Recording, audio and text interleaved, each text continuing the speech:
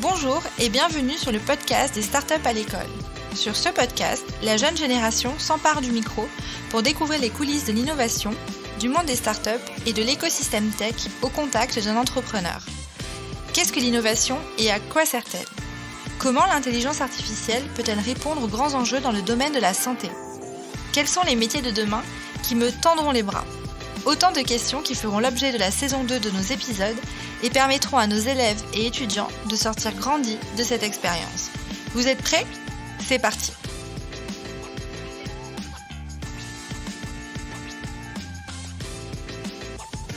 Bonjour à tous, alors nous nous retrouvons aujourd'hui pour un nouvel épisode en présence des jeunes filles du Club FAS de Seine-Saint-Denis. Donc nous sommes avec des collégiennes et des lycéennes. Bonjour à toutes et à toutes. Nous sommes élèves au collège La Salle Saint-Denis et au lycée Lucie Aubrac et nous sommes heureuses d'être présentes à Agoranov ce mercredi pour échanger avec vous sur l'entrepreneuriat et plus particulièrement sur celui féminin. Donc, selon une enquête de l'INSEE datant de mars 2021, la parité dans l'entrepreneuriat progresse peu. C'est pourquoi nous souhaitons, à travers les questions que nous allons vous poser dans ce podcast, comprendre pourquoi et comment vous êtes lancés dans un projet entrepreneurial, quelles ont été vos motivations et éventuellement les freins auxquels vous avez dû faire face. Donc, mon nom c'est Lilith, j'ai 14 ans, je suis 3e au collège La Salle Saint-Denis. Je souhaite participer au podcast des startups à l'école car interviewer quelqu'un qui travaille dans le domaine professionnel peut s'avérer une bonne expérience et une ouverture dans ce que c'est le travail d'entreprise. L'univers de la startup m'intéresse car je cherche à découvrir comment fonctionne une entreprise et de quel rôle est-elle composée. Je souhaite aussi voir et comprendre comment le monde évolue.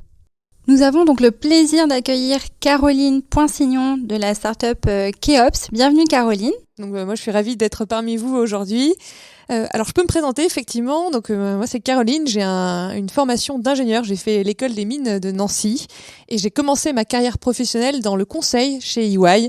Alors pour la petite anecdote, j'ai commencé mes premières missions de conseil dans le secteur minier, alors que j'avais jamais mis les pieds dans une mine, mais vu que j'avais fait l'école des mines, c'est comme ça qu'ils ont affecté mes missions. Ceci dit, c'était très intéressant, ça m'a permis de beaucoup voyager, un peu sur tous les continents, en Nouvelle-Calédonie, en Afrique, également en Amérique du Sud. Et puis, au bout de 5 ans, j'ai décidé de quitter le conseil pour me lancer dans la tech, où j'ai rejoint une scale-up de la tech française, où là, j'ai eu l'occasion de monter les équipes qui étaient en charge de déployer un outil de gestion documentaire chez les clients. Et ensuite, j'ai pris 2 ans plus tard la direction générale de la filiale française de l'entreprise. Et puis, au bout d'un moment, j'ai eu envie de me lancer dans une aventure entrepreneuriale. Donc, 5 ans plus tard, donc après 10 ans d'expérience. Et c'est comme ça que j'ai commencé l'aventure Keops, il y a 1 an et demi maintenant. Bonjour, moi je m'appelle Bénédicte, j'ai 16 ans et je suis lycéenne au lycée Lucie Aubrac. Je fais ce projet pour en apprendre plus sur les entreprises et peut-être me permettre d'en savoir plus sur le futur métier que je souhaite faire. Bonjour, je m'appelle Katharina, j'ai 14 ans, bientôt 15. Je suis élève en 3e à l'école, au collège La Salle Saint-Denis, à Saint-Denis. Je fais aujourd'hui ce podcast car l'univers des startups m'intéresse beaucoup. C'est très enrichissant. Bonjour, je m'appelle Ambrine et je suis en 3e au collège La Salle Saint-Denis. Je participe au podcast car le monde de la start-up est un univers qui m'intéresse beaucoup. Pourriez-vous nous parler de Keops, de sa création, de son développement, ainsi que de votre rôle dans la start-up ? Oui, avec plaisir. Bon, alors déjà, je vais révéler un secret. On fait pas des pyramides, quand bien même on s'appelle Keops. Donc, Keops propose quoi ? Donc, ça propose un logiciel à destination de la grande distribution et des producteurs locaux qui a pour objectif de faciliter les échanges d'approvisionnement en produits locaux. Voilà, donc on a 3 propositions de valeur. On facilite la relation entre les magasins et les producteurs locaux. On facilite les commandes et on met également à disposition des magasins toute la donnée nécessaire à la mise en avant des produits locaux en magasin et également sur le Drive. Keops a été créé il y a 1 an et demi maintenant avec mon associé Thibaut Boyeux et moi au sein de la start-up. Donc je m'occupe de tout ce qui est business développement, communication, marketing et les opérations. Et mon associé Thibaut s'occupe de la partie finance et produits. Qu'est-ce qui vous a donné cette idée de Keops en fait ? Parce que c'est quand même pas banal comme logiciel. Ouais, tout à fait. Alors, à l'origine du projet, il y a d'abord une envie de travailler avec, de monter une entreprise, donc avec Thibaut. Et donc, on s'est dit, qu'est-ce qu'on fait ? Comment on trouve une idée d'entreprise ? Alors, on a véridique, on a ouvert un fichier Excel qu'on a intitulé Idées géniales et on a listé toute une série d'idées qu'on avait et surtout on a regardé des entreprises qui nous inspiraient. On en a trouvé une qui s'appelle Believe. Alors, ce qui fait que aujourd'hui, sur les plateformes de streaming, Spotify, Apple Music, vous pouvez retrouver des petits musiciens qui jouent dans la rue. C'est grâce à cette entreprise Believe qui justement permet d'adresser un marché qui est très fragmenté, celui des petits musiciens, de les diffuser sur cette plateforme-là. Et donc on s'est dit c'est hyper malin comme modèle de boîte. Est-ce qu'on pourrait pas le répliquer dans un autre domaine ? Bon, il se trouve qu'on aime bien manger avec Thibaut et que on aime bien les produits locaux et qu'en fait on s'est rendu compte qu'il n'y en avait pas. On a fait un constat très parisien qu'il n'y en avait pas dans les magasins à Paris. Ce qui est un peu moins vrai dès lors qu'on sort de la région parisienne, dès que je sais pas s'il y en a qui viennent d'autres régions que Paris, mais vous en trouvez dans les magasins et on a essayé de comprendre pourquoi et on a vu qu'il y avait un certain nombre de problématiques qui étaient induites par justement des problèmes logistiques par exemple ou des problèmes de mise en relation, tout ça. Et on s'est dit tiens, peut-être que nos connaissances en termes de technologie vont permettre de répondre à cette problématique. Et puis en fait, je pense que vous êtes tous concernés aujourd'hui, c'est un fait. Il y a plein d'aberrations d'un point de vue écologique aussi sur les approvisionnements de nourriture, les tomates d'Espagne, voilà, alors que vous avez des petits producteurs de tomates juste à côté. Donc on a essayé de comprendre pourquoi il y avait ces aberrations-là et est-ce qu'il n'y avait pas des moyens simples et pas chers de justement accéder à ces produits-là sans pour autant aller les chercher à l'autre bout du monde. Voilà. Avez-vous eu peur de vous lancer dans cette aventure avec votre cofondateur ? Alors, la peur n'est pas venue tout de suite, non. Quand on était tous les deux en train de réfléchir autour d'un fichier Excel à une idée de boîte, qu'on avait des slides, ça fait pas vraiment très peur. Ce qui fait un peu plus peur, je pense que la première fois où j'ai eu peur, c'est là où on a embauché nos premiers employés. Parce que là, on n'est plus tous les deux, on commence à avoir des responsabilités, à engager des gens, à les faire venir avec nous sur un projet. Et là, ça rigole plus, quoi. Donc, je dirais que la peur, elle était pas vraiment dans le fait de se lancer. Et puis, sans pour autant faire un discours très très nationaliste, mais en France, il y a quand même beaucoup d'aides pour la création d'entreprises, beaucoup de subventions, d'accompagnement financier, d'accompagnement d'écosystème. Agoranov en fait partie, et tout ça fait que en fait, on est quand même très bien accompagné et il y a un environnement qui est assez favorable pour la création d'entreprises. Donc, on a de la chance en tout cas de monter une entreprise à un moment où on a beaucoup d'aides, ce qui n'était pas le cas nécessairement il y a 10 ans. Quand vous montiez une entreprise, c'était une aventure, je dirais, beaucoup plus insolite, quoi. Vous dites avoir eu peur la première fois quand vous avez embauché des employés. Comment vous y êtes pris justement ? Parce que peut-être pas forcément dû le faire avant. En fait, j'allais dire, on a un peu triché, oui et non. C'est-à-dire que pour pouvoir convaincre des gens de nous suivre sur un projet, alors qu'en fait, on leur dit, dans un an, on n'a plus de cash, donc peut-être que l'aventure, en fait, elle se finit dans un an. On a un projet, on a des investisseurs, mais on n'a pas de clients et on ne sait pas comment on va aller. C'est un peu compliqué. Où on va aller, c'est un peu compliqué. Alors, on a eu la chance, de par nos expériences passées, tous les deux avec Thibaut, d'avoir des gens qui nous font confiance et du coup qui nous ont suivis dans l'aventure. Et donc on a recruté en fait des anciens collègues qui étaient OK pour nous suivre.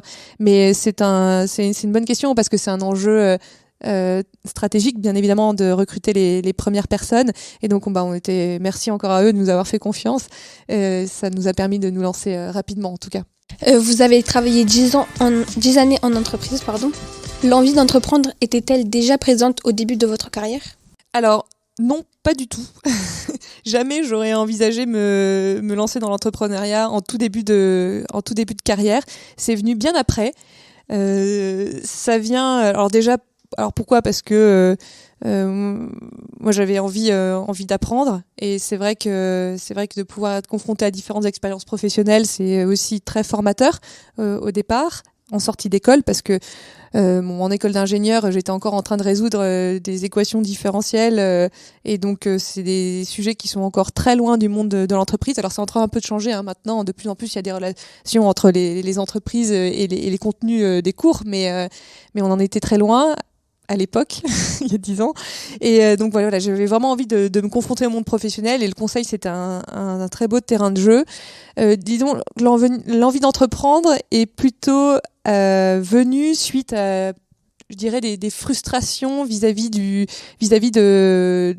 champ d'action qu'on peut avoir au sein d'une entreprise. C'est-à-dire qu'à un moment donné, même si j'avais des postes à responsabilité dans mes précédentes expériences, quand c'est pas votre entreprise, c'est pas votre entreprise. C'est-à-dire que les valeurs, la stratégie, la vision, elles restent celles du fondateur, quoi. Donc l'envie d'entreprendre est vraiment née à ce moment-là, de me dire bon bah voilà, j'ai envie d'avoir ma propre entreprise et de me lancer dans cette aventure. Ouais.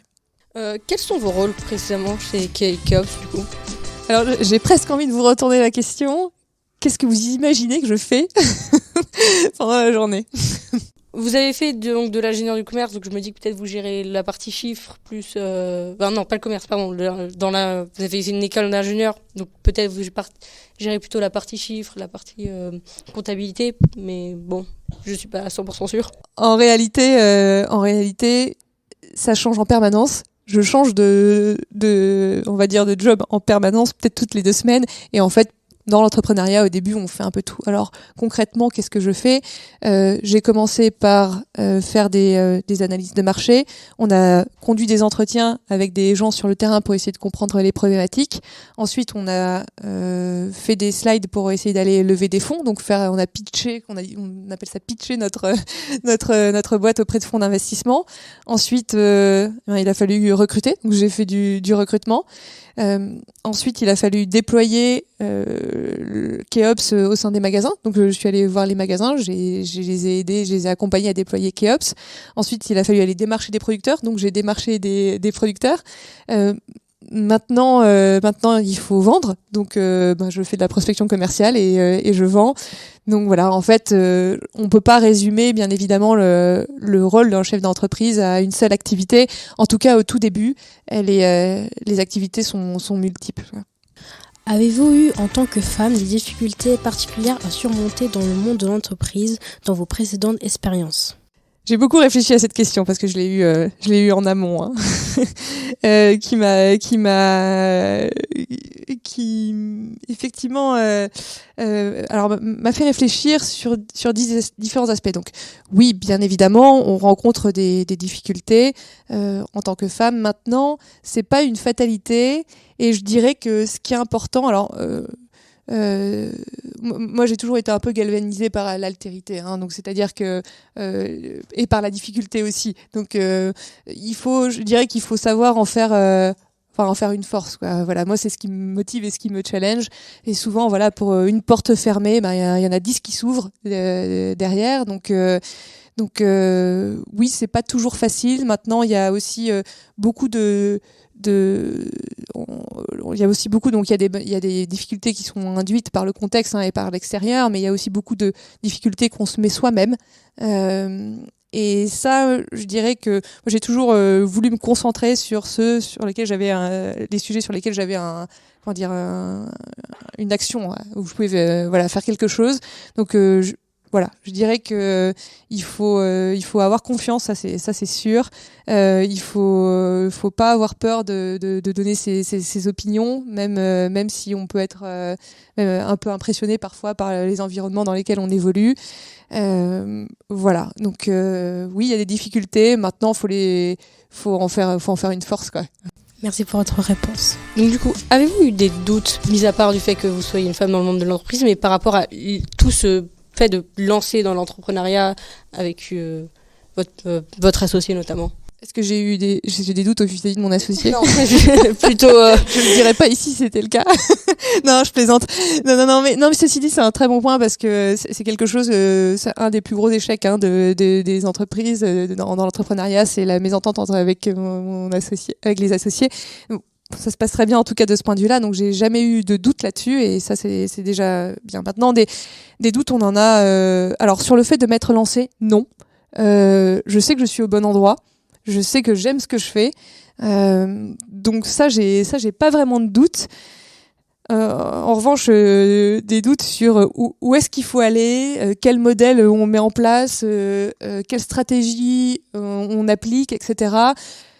Ouais, ça j'en ai tous les jours. Existe-t-il une parité homme-femme chez Keops aujourd'hui ? Un des points qui m'a motivée justement à me lancer dans l'entrepreneuriat, c'est de pouvoir avoir une liberté d'action aussi sur la vision, les valeurs de l'entreprise, etc.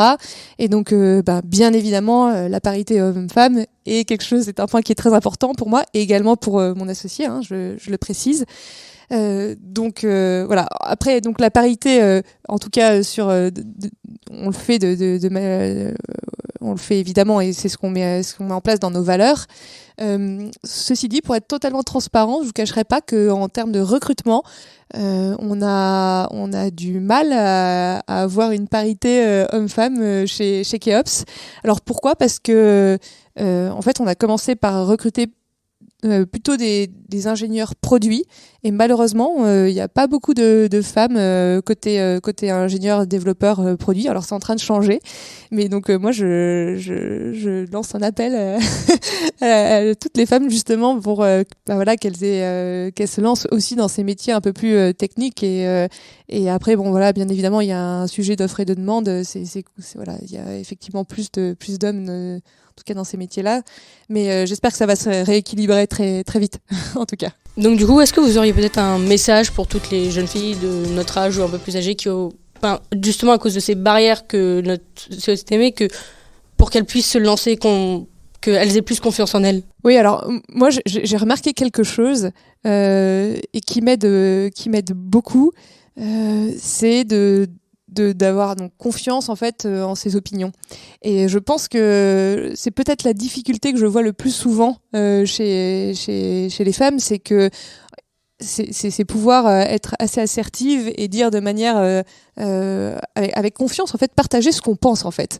Et ça c'est vraiment important. Et si vous saviez le nombre de stupidités que j'entends dans les réunions affirmées de manière très forte par des gens qui ont un peu plus confiance. En fait, moi, c'est comme ça que j'arrive à me déculpabiliser, à me dire, ah oui, non, mais en fait, même, je peux dire quelque chose, même si c'est pas tout à fait vrai ou extrêmement pertinent, au moins, ça ouvre le débat et voilà. Donc, c'est vraiment avoir confiance et pas avoir peur, oser se lancer.